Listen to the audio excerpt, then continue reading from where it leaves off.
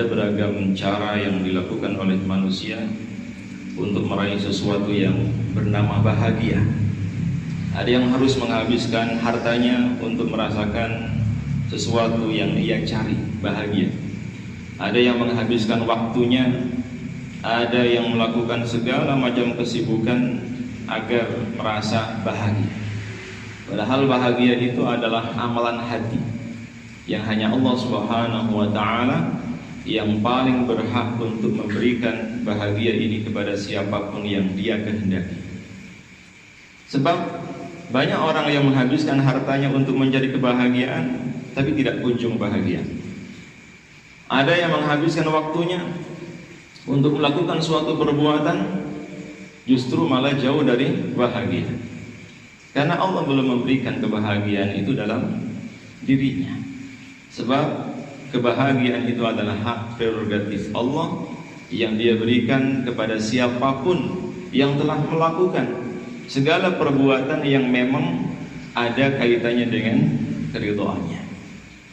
Maka di dalam Al-Quran, kebahagiaan mutlak itu hanya akan diperoleh oleh orang-orang yang beriman. Artinya, orang yang tidak memiliki iman tidak akan pernah merasakan kebahagiaan. Kalau senang mungkin iya, habis makan enak, kenyang, senang iya, tapi belum tentu bahagia. Tidur nyenyak, saking empuknya kasurnya. Subuh mungkin gak bangun, gak kenal sholat, gak kenal Tuhan. Urusannya hanya dunia, urusannya hanya kerja, urusannya hanya makan. Senang mungkin iya, tapi belum tentu orang yang tidur sampai gak bangun subuh bahagia. Kebahagiaan itu mahal. Sampai ada orang yang harus ke luar negeri untuk mencari kebahagiaan, pulang malah tambah masalah. Kebahagiaan itu tidak perlu jauh-jauh kita cari, karena sebetulnya memang Allah Subhanahu wa Ta'ala menganugerahkan kebahagiaan kepada seorang hamba itu di dalam hatinya. Kita mungkin memandang orang bahagia pasti rumahnya megah. Syarat untuk bahagia pasti mobilnya bagus, pasti kendaraannya mahal. Belum tentu. Kita melihat ada seorang, mohon maaf, tukang becak mungkin atau pemulung, tidur di atas gerobaknya, tidur di atas becaknya, di bawah kolong jembatan hanya berselimutkan sarung, dia bisa tidur dengan nyenyak. Sementara mungkin orang yang uangnya banyak nggak bisa tidur. Untuk bisa tidur dia harus minum pil obat yang mungkin satu butir itu harganya bisa 700.000 kalau sekarang. Tiap malam harus mengeluarkan uang 700.000 hanya untuk bisa tidur. Sementara ada orang yang baru duduk saja sudah tidur, di masjid bisa tidur, dengerin khutbah bisa tidur, mahal itu. Maka kebahagiaan yang Allah Subhanahu wa Ta'ala itu akan diberikan kepada orang yang beriman. Salah satunya nanti Bapak Ibu bisa buka di dalam Al-Quran, surat Al-An'am ayat 48. Di akhir ayat itu Allah berfirman, "Faman amana", maka barang siapa yang beriman, wa aslaha, dan tidak pernah berhenti berbuat baik. Tidak pernah berhenti berbuat baik. Kalau istilah Jawa, ojo leren dadi wong apik. Kapanpun, dimanapun, berusaha untuk berbuat sebaik-baiknya, berbuat baik sebanyak-banyaknya. Jangan pernah berhenti menjadi orang baik. Apalagi pensiun, mengundurkan diri jadi orang baik. Ini alamat celaka. Jangan pernah berhenti jadi orang baik, karena faman amana wa aslaha, siapa yang beriman kepada Allah dan terus menerus melakukan perbaikan, terus menerus melakukan kebaikan, perbaikan untuk dirinya, perbaikan untuk orang lain, dan juga melakukan kebaikan-kebaikan, fala khaufun alaihim, maka dia tidak akan pernah memiliki rasa takut. Sifat takutnya dihilangkan oleh Allah. Takut nggak bisa makan, takut nggak punya teman, takut kehilangan pekerjaan, hilang. Rasa takutnya hilang. Takut berbagai macam ancaman, hilang. Tidak punya rasa takut. Orang itu kalau tidak punya rasa takut kan enteng hidupnya. Tapi kalau kita masih punya rasa takut, ya takut itu manusiawi. Tapi kalau berlebihan, ini yang nggak boleh. Karena keberanian kita tidak akan pernah bisa mempercepat kematian kita. Sebaliknya, rasa takut kita pun tidak akan pernah bisa menunda kematian kita. Habis. Saking beraninya kemudian maju paling depan, apakah mati duluan? Belum tentu. Saking takutnya delik di bawah kolong meja misalnya, apakah kematiannya akan tertunda? Belum tentu. Justru biasanya orang yang punya rasa takut berlebihan itu mati duluan. Ini sudah masyhur kisah ini. 2006 ketika gempa Jogja, itu kan bersamaan dengan erupsi Merapi. Seorang petugas seharusnya bertugas di Kaliurang, bertugas di Cangkringan, di lereng Merapi. Pada malam Sabtu atau Jumat malam, kejadiannya kan Sabtu, ya kan? Sabtu pagi. Malam Sabtu dia minta temannya untuk jaga Merapi. Dia milih di rumah.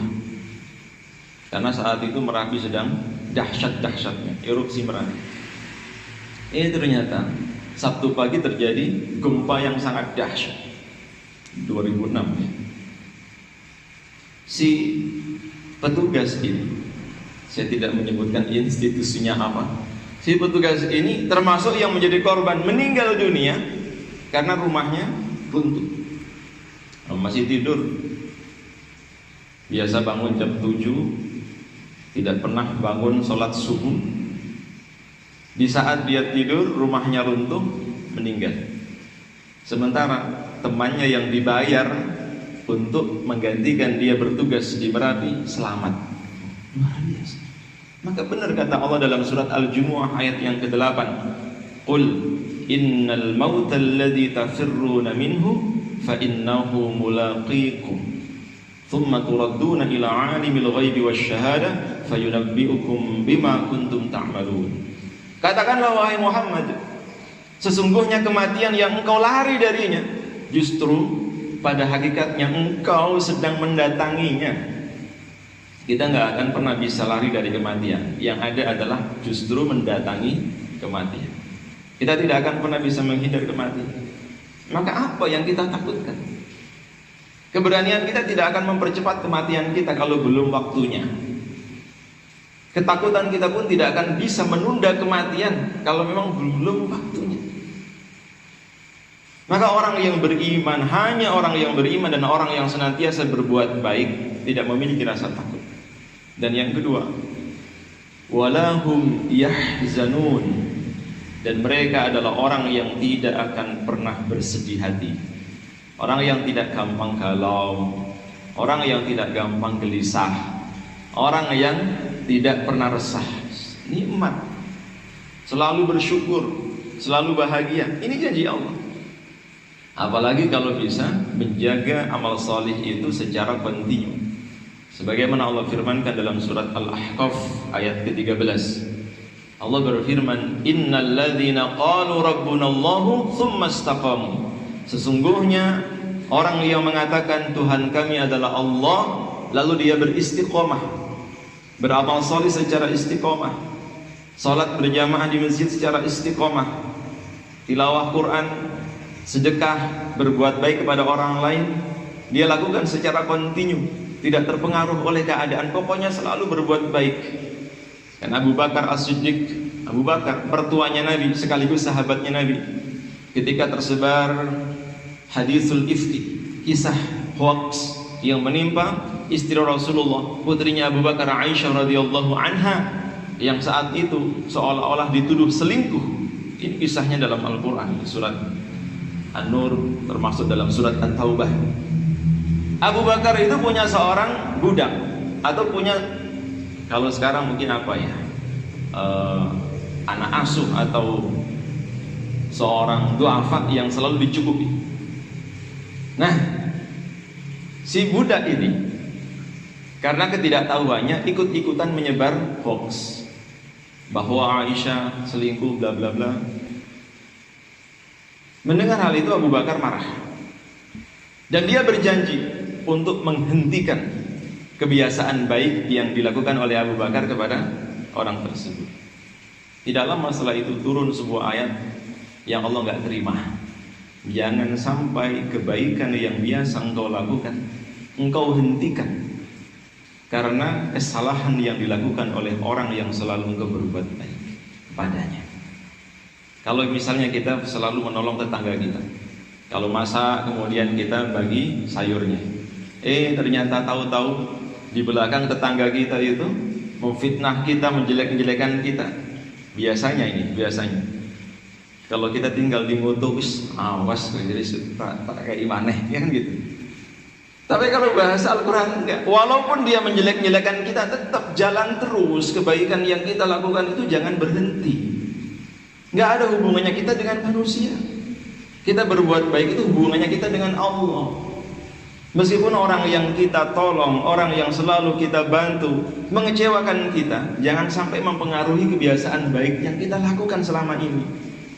Kalau kebaikan yang kita lakukan dipengaruhi oleh orang lain, rugi kita. Abu Bakar ditegur oleh Allah, jangan teruskan, kata Allah. Akhirnya Abu Bakar bertaubat, istighfar, mohon ampun kepada Allah. Luar biasa. Innal ladzina qalu rabbuna Allah tsumma istaqamu, kata Allah, sesungguhnya orang yang mengatakan Tuhan kami Allah dan dia terus-menerus menjaga itu secara istiqamah, fala khaufun 'alaihim wa lahum yahzanun, maka dia tidak akan pernah memiliki rasa takut dan tidak akan bersedih hati. Yang terakhir, Allah berjanji kepada siapapun yang selalu mengingatnya, maka Allah akan memberikan kebahagiaan. Ala bi dzikrillahi tatma'innul qulub. Ingatlah, hanya dengan mengingat Allah hati menjadi tenang. Jadi hati menjadi tenang bukan karena makanan yang kita makan lezat, bukan karena kita tinggal di rumah yang megah, bukan kita punya kendaraan yang mewah, bukan, sama sekali bukan. Tidak ada hubungannya ketenangan hati, kebahagiaan dengan dunia. Ketenangan dan kebahagiaan hati ini hubungannya dengan Allah. Kalau kita kenal Allah, dekat dengan Allah, banyak berzikir, menyebut asma Allah, pasti tenang. Maka kita lihat wajah-wajah santri ini gak pernah sedih, galau, takut. Meskipun gak punya uang, tetap ceria, happy. Kenapa? Tiap hari baca Quran. Kita tidak bisa memaksa orang yang selalu baca Quran, yang banyak berzikir, harus sedih, harus takut. Nggak bisa. Mereka sudah tidak punya lagi rasa takut, tidak pernah bersedih, karena selalu bahagia, selalu bahagia. Sebab dalam hatinya ada zikrullah, dalam hatinya adalah kalamullah, dalam hatinya ada Al-Quran. Maka mudah-mudahan semua jamaah yang sholat subuh pada pagi hari ini, Allah anugerahkan kebahagiaan, ketenangan, ketentraman jiwa, sehingga kita selalu bisa mensyukuri karunia Allah, menikmati hidup ini dengan penuh ketaatan, dengan penuh keikhlasan, dengan penuh kesabaran dan rasa syukur. Karena sesungguhnya rugi serugi-ruginya ketika seseorang diberikan kesempatan hidup yang hanya sementara ini, tidak dia syukuri sehingga berakhir dengan penyesalan abadi.